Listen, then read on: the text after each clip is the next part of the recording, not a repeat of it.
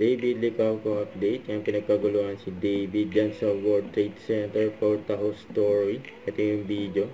And meet and greet. Offense, defense, syempre hindi mawawala yung pressure. Lalo na syempre lalo na sa business din for sure may ganun din.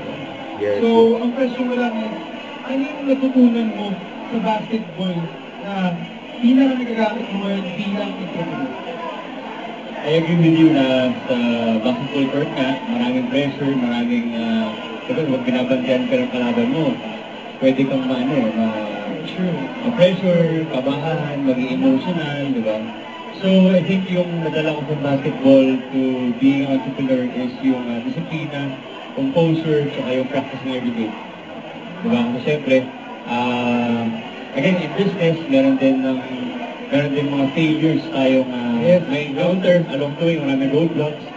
But if you are composed, if you keep practicing every day para hindi mo na ma-encounter yung mga failures na yun, then magiging successful ka, di ba?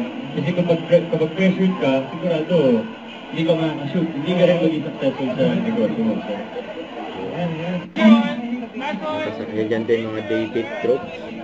Fans club ni David. Kapati ni David.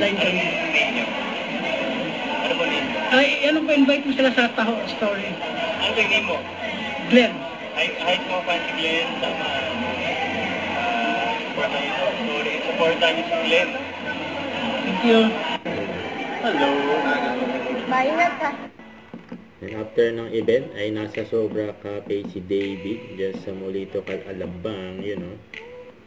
Don't forget to subscribe, click the notification bell for more update. This is Twitch Charging Action Live. Stay tuned for more videos. See ya.